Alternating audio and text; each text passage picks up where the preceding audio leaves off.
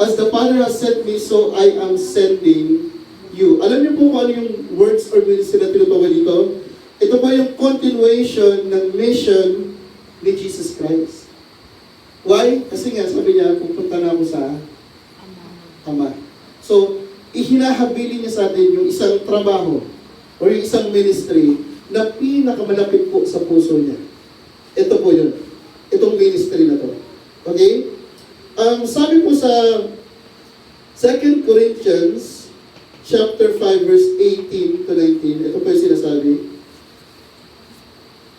All this is from God who reconciled us to Himself through Christ and gave us the ministry of ano daw po? Reconciliation.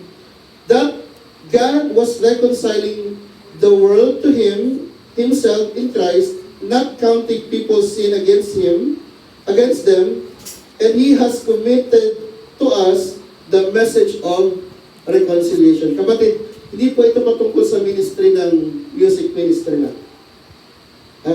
Kids, youth ministry lang, or kung ano pong ministry na naisipan natin.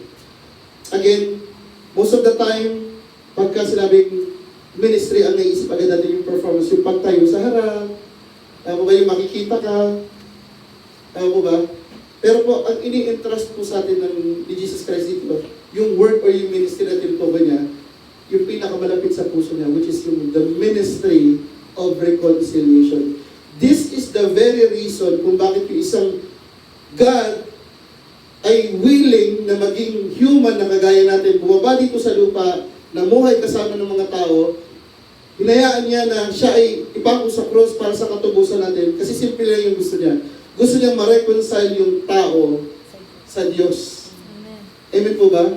Bakit mo sinabi ito yung pinakamalapit sa puso niya? Sabi sa Book of Hebrews, ito ang kapantay niya yung Ama, hindi siya nagpumilit. Instead, nagpakumbaba siya, ako bumaba dito. Para sa reconciliation niya, para sa ministry niya. And in fact, kaya ko nasabi, ito yung pinakamalapit sa puso niya. Nung time na pabalik na po siya, pa-ascend na siya, anong bili niya? Ito yung Matthew chapter 28. Binibili niya sa lahat nung naniniwala at merong faith. Yung ministry ha, huwag yung pabayaan, huwag yung kalimutan. Tandaan po natin, yung mga last words, andito po yung treasure. Ito po yung mahalaga. Di ko lang po na-experience yun na dati kapag iniiwan kami ng mama ko, syempre maraming bilin yun. Simula nagkaasikaso pa lang siya, marami, yung ganito ha, yung ganyan. Eh di sa huwag mong kalimutan to. Tapos pagpalabas na, di babay na kami, bye ma. Yung huwag mo kalimutan, may dagdag pa, mga pahabol. Yung mga pahuli, maniwala kayo, yun yung mahalaga. Kasi hindi siya mag-aaksaya ng ilang segundo para lang ipaalala sa yung bagay na walang halaga. Yung huwag mo kalimutan, wala namang kwenta yun, yaman na. Tama ba? Nagis natin, kapag meron siyang huling binibilin, ibig sabihin sobrang mahalaga yun at malapit yun sa puso niya. Tama? Kaya sabi niya, sa Matthew 28, nung pa-ascend na siya, go and preach the gospel. Yung reconciliation ministry, huwag niyong kakalimutan. Huwag ninyong papabayaan.